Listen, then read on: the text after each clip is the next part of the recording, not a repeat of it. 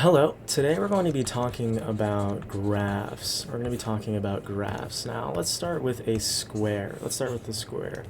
A square has points called vertices, and each of these vertices are connected by an edge, This is sort of the same idea that we're going to be using in graphs. So we have a set of vertices, or nodes, and these nodes are connected by edges. Now, these edges can be used to represent relationships like airports and connections between airports, or connections between destinations and things of that nature. Sort of a relationship between nodes, or it can be any sort of between coworkers, between computers, networks, antiviruses. They can be used for a lot of different sort of scenarios. Let's start out with a small example to flesh out all the definitions. Let's go from A to B to C to D, and they're connected by these edges, Let's use this. Now, we can represent, this graph is called an undirected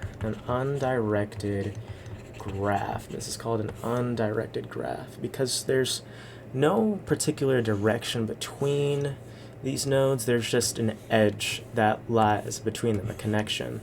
We call this undirected. So we can draw these relationships by saying, okay, so from C to B, draw it in pairs. You can say C to B. I can draw from A to C and say A to C. Just flesh out all of these connections from A to D. So we have from A to D, and then we have from C to D, from C to D. Now, if I were going to put directions on these, this would be called a directed graph. This means if I were to give these arrows, let's do this. If I give these arrows, this would mean that if I were to draw these connections using different colors from D to A, if I were to draw this connection from D to A, this would be from D to A. Here, I'm going to denote direction. So the starting node and the ending node. The ending node is called an endpoint. So if I go from D to A, A is an endpoint. I end up there. It's an endpoint. A is an endpoint. So that's a bit of terminology. So A here is the endpoint. Now, if I go from, let's draw the rest of these. If I can go from C to B. I can go from C to B. I can go from A to, I already have that, A from A to C. So this connection, we have this connection from C to B, and then we need from D to C, from D to C. Now, we can get a little bit more organized with this sort of structure. If we make this undirected once more, if we just make this undirected, let's just make this undirected again. We can say there's another terminology called degrees. Now, these are the connections each node has. So we can see that A has degrees A to C. We have A to C, and it has from A to D. So these are the degrees it has. It has 2 degrees. We can say that A has two degrees. And we can see that B over here, B has 1 degree,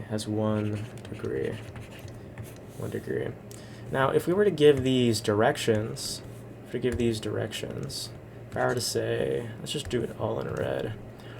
If we give directions to these nodes again, then let's examine a different behavior. We can have degrees, but we can also have direction with degrees. So look at A, there are outgoing degrees and there are ingoing degrees. In degrees, so let's do in degrees. In degrees indicate edges that are going into a node. So A here, A for in degrees. A has one in degree. There's one in degree, as we can see here. Has one edge coming inwards from D to A. So it has one in degree. For out degrees, we say that you can see that A has 1 degree leaving it. So we have one out degree. And for B only has let's do in. So let's do in. For in, it has 1 in degree, and for out, it has 0 because there are no edges leaving B. There are no edges leaving B. Now let's talk about paths. What are paths? Paths is sort of a group of edges that I can take between nodes. So let's say if I wanted to denote, find me a path by the squiggly arrow, find me a path from C to B. I want you to find me a path from C to B. Well, you can say that I can go from A to C, so I can go from A to, I can go from wrong direction, I can go from C to A, and then from A I can go to B. I can go to B. This is a path. This can be a path. And to shorten the path, to abstract what goes on between, we can use the squiggly arrow to denote many paths were taken, many nodes were taken before going to B. Another path we can do, we can denote things in any different way. We can denote them in groups, so I can say from C to D, from D to A, from A to B. Now this is a path. This is definitely a path from C to B, from C to B. And that is a path. And if it's directed, it limits the choices of paths that we could possibly take. And it could be a chance that there is no path from C to B. In this case, where C only has in degrees, there's no path leaving C from which we can reach B, so there would be no path for reaching B. There's also one more type of graph, and that is a weighted graph. So if I have nodes between, so I have a connection between nodes, and let's say I have weights, different types of weights on each edge. This is called a weighted graph. These edge connections could be representing if I have point A and I have point B, and I want to find the cheapest path to get from A to B, I could use these edges to figure out, okay, what would be the cheapest path to B? What would be the cheapest path to B? So that's what weighted edges or weighted graphs can be used for. Now let's talk about data structures that we can use to represent these graphs. So the first one we can use is called an adjacency matrix. Adjacency matrix. This was a little bit far. Adjacency matrix. Now an adjacency matrix, let's first get that off.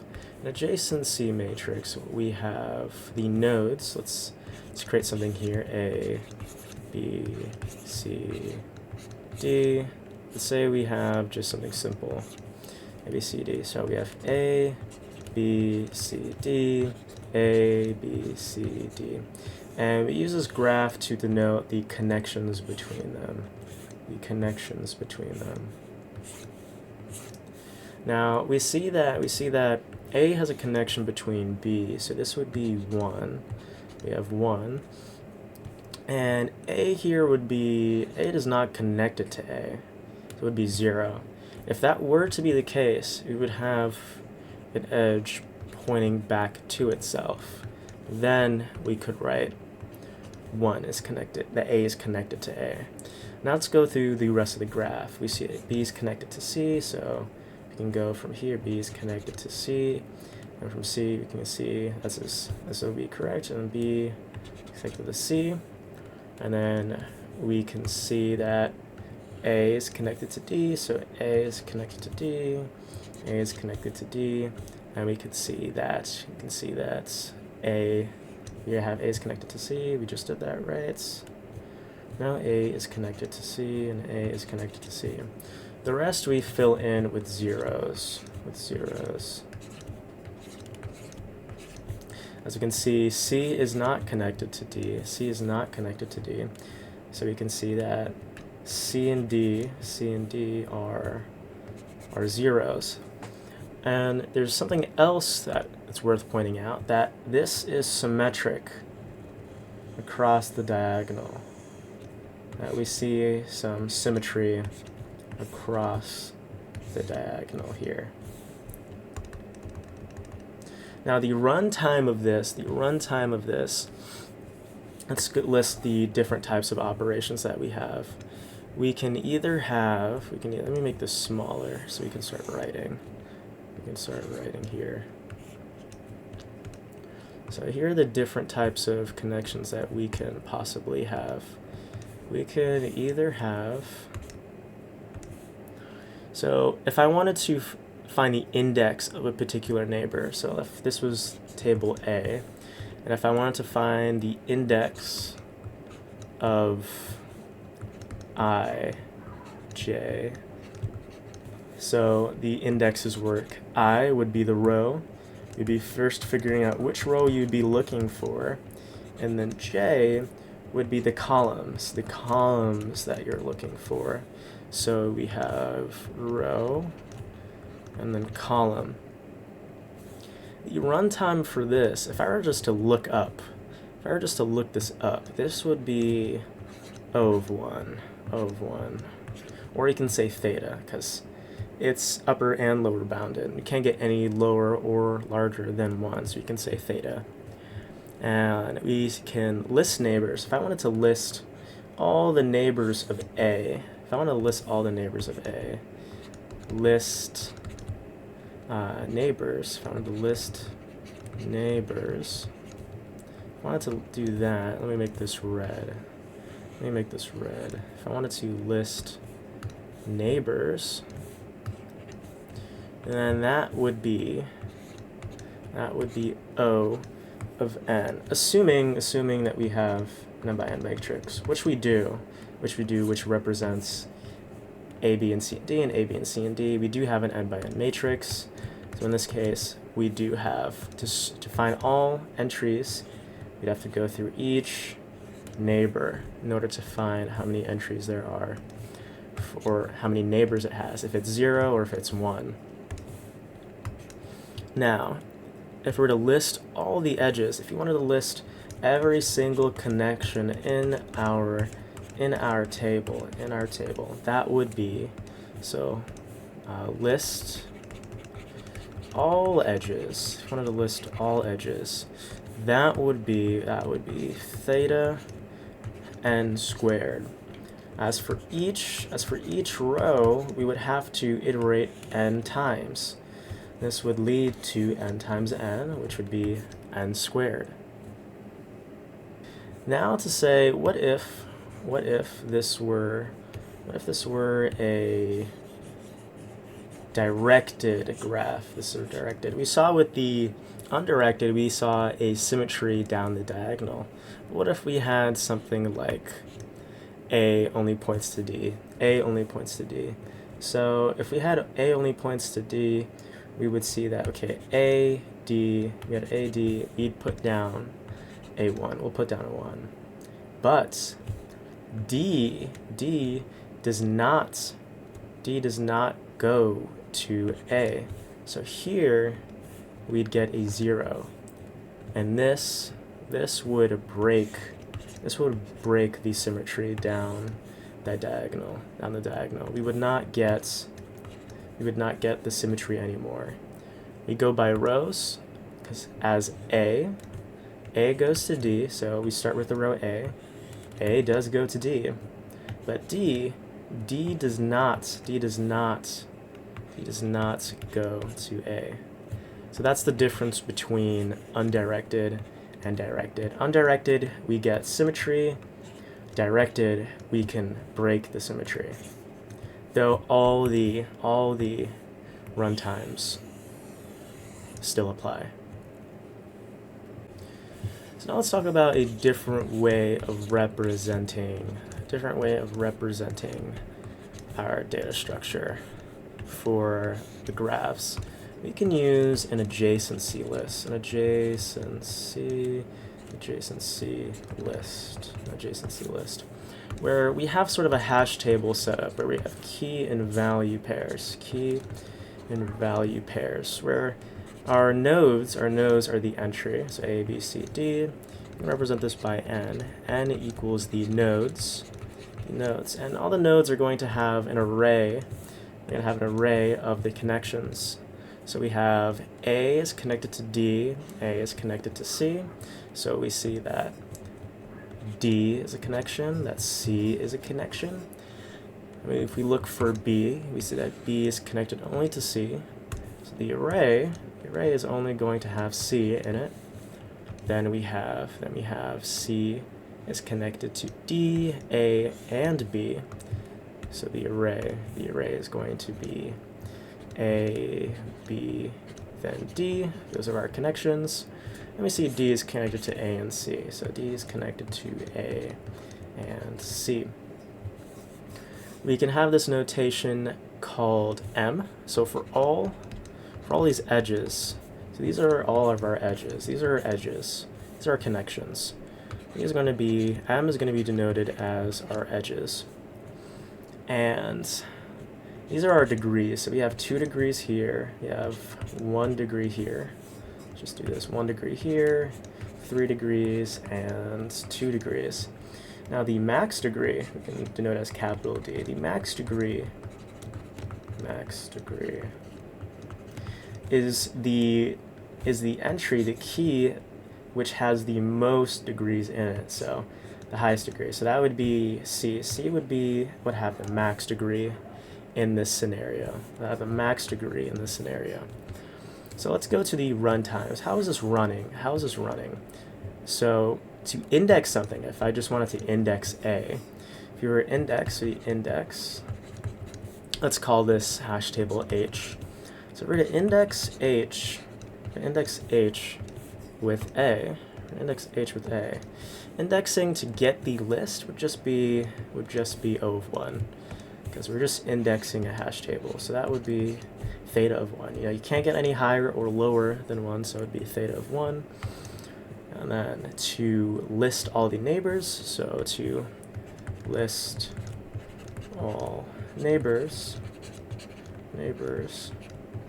that would be list all neighbors, that would be theta of, let's say, D, or let's just call it E in this case. Let's call it capital E. In this case, where it would just be all the degrees. I don't think E is a great name. Just don't want to confuse it with the D we already have here. So not to confuse it with this D, but all the degrees, let's just say deg. So for all the degrees, it's going to be how many degrees an entry has would determine its list, how long it will take to list them all. And to list all edges, to list all connections, this would be n plus m. This is because remember what we called m earlier. M is all the edges.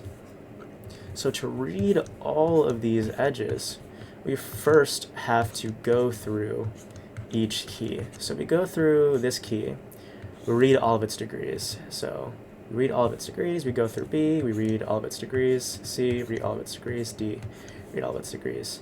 All these reads culminate to M. All these reads will culminate to M. But to read every degree, so the sum of all the degrees would be M, is M. The sum of all the degrees is M. And to reach all of these degrees, we have to go through each entry n. And to reach all of these degrees, that would be n plus m. So let's talk trees. What are trees? Trees can be any type of structure. You may see binary trees. We can go over that in a minute. Trees can take many forms. Trees have these three properties. If any two of these properties are sufficed, then it implies the other. So if one is sufficed and two sufficed, then it implies three. If 3 and 2 are satisfied, it implies 1. So what are these properties? That at least 2 satisfy. So the first one is that it's connected. The graph is connected. Let's say we have a graph G. That G is connected, A, B, C. So that means that we don't have some sort of other disjointed tree going on over here, any other structure going on that's not connected. So we want to connect these. So G is connected. And now let's go for 2. 2 is that G has n-1 edges. So recall that n is equal to our nodes. So we have 1, 2, 3, 4, 5 nodes here. So we see that n is equal to 5, the number of nodes, and m is our edges. You can see here that we have 1, 2, 3. Let me use a different color. We have 1, 2, 3, 4, 5. So we see here that that the number of edges that we have here are 5. Now this is not a tree. If we were to get rid of one of these, let's say we can't disconnect it, so we get rid of one. This means that now we have 4 edges. So this is equal to n-1. Now our last one, 3. 3 is that G has no cycles. So a cycle is a path which ends right back up at the starting node. So if we have just a simple cycle here, we have A, B, C. A cycle. Let's draw it down here. A cycle is let's say we had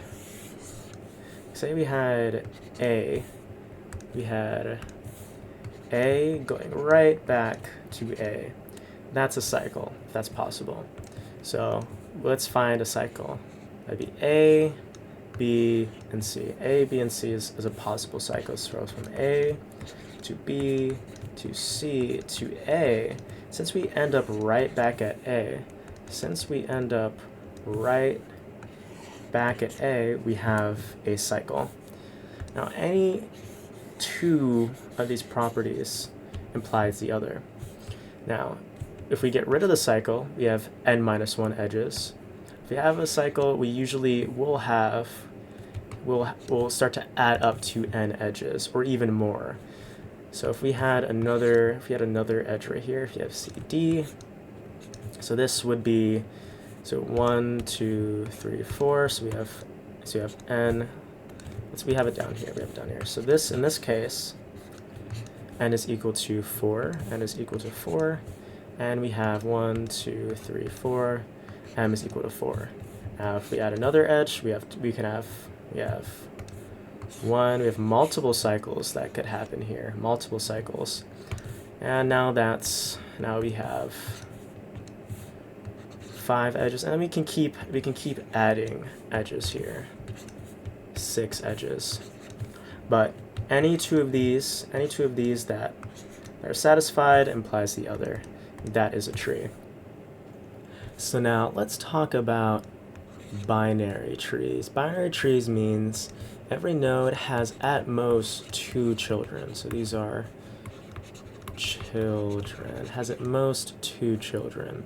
And this in turn means that every node has at most 1 parent. So 1 parent.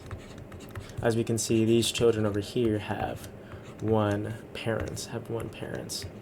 Now let's draw a binary tree. Let's draw a more full binary tree.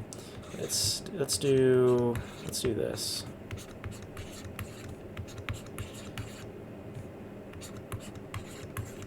Now, in this binary tree, the starting point is called the root. It's called the root.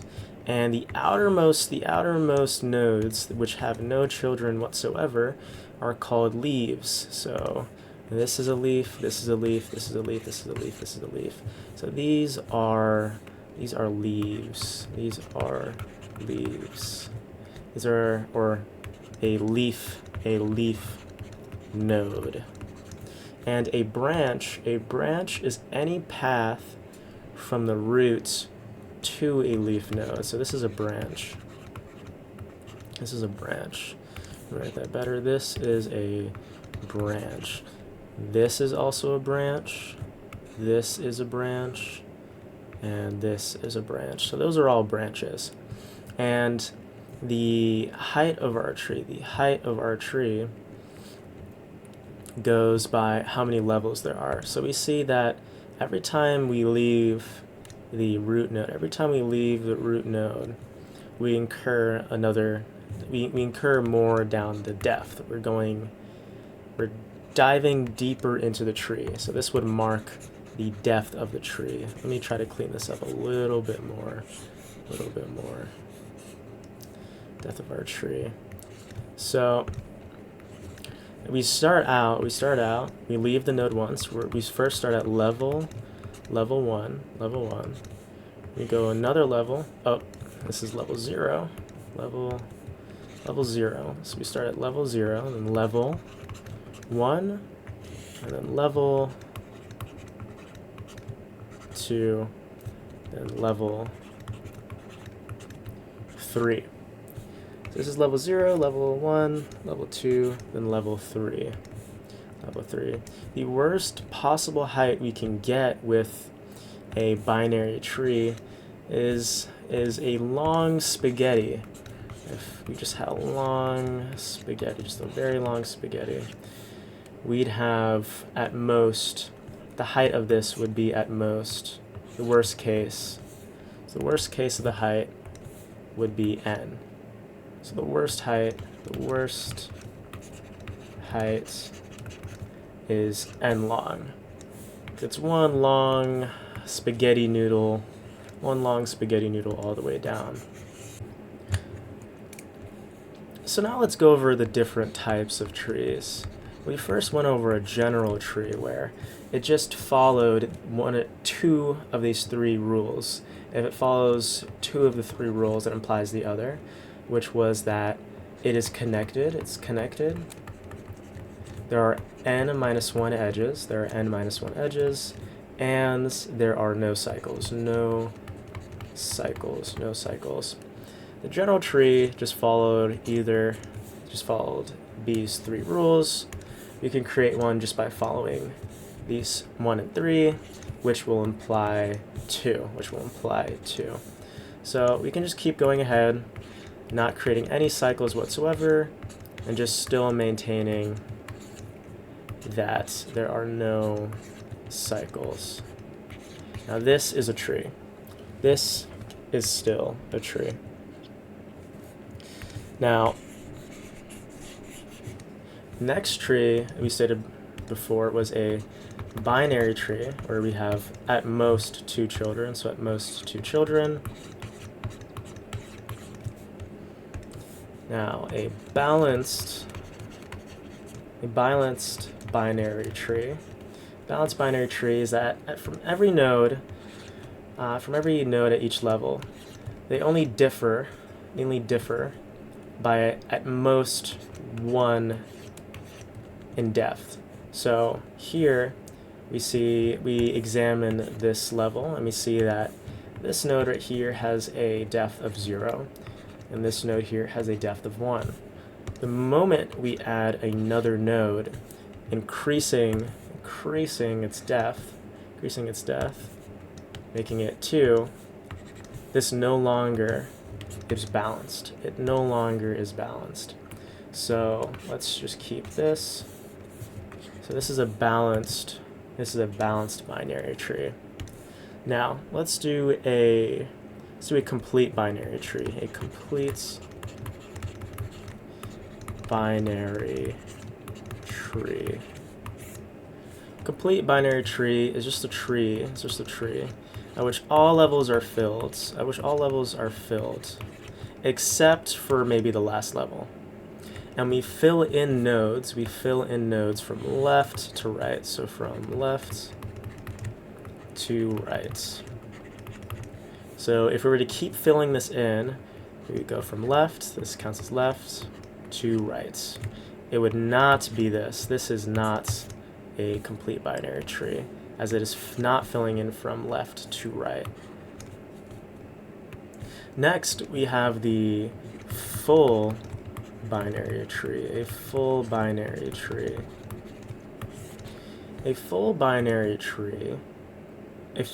tree is a tree that has either 0 or 2 children.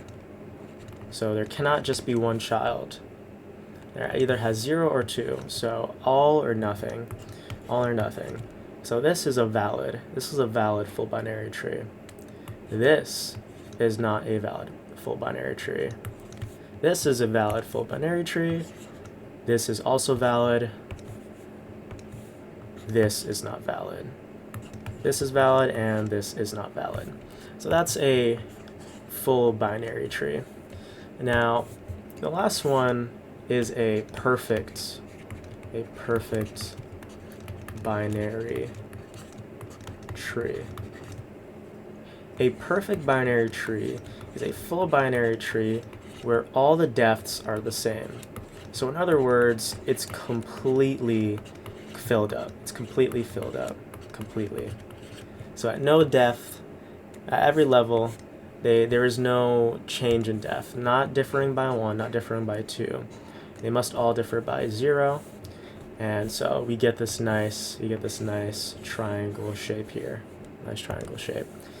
And the heights of things like a perfect, a complete, a balanced, just anything that's balanced, we start to see, since these are all being split at most by 2 each time it goes down, and we're using all of our nodes, splitting them up by 2 as we go down, if we examine that our binary tree follows the balanced rule, we see that the height, if balanced, is approximately log base 2 to the n. Log base 2 to the n, because we're splitting 2 each time we go down using all of our resources, which are our nodes. And that concludes the video. This is all the basic knowledge you will need for graphs and trees. You can take this and apply it to structures like binary search trees, breadth first search, and depth first search, knowing a full understanding of how trees and graphs work. If you liked the video, don't forget to like and subscribe. If you want this video in a more concise format, there is a PDF linked in the description below, including coding examples, test examples, and this entire video just in a concise PDF textbook format. This textbook is open source and is being currently worked on, so if you, the viewer, feel that there's anything that could be, any grammar that can be fixed, anything that you think is helpful, you are open to contribute. And with that, thank you.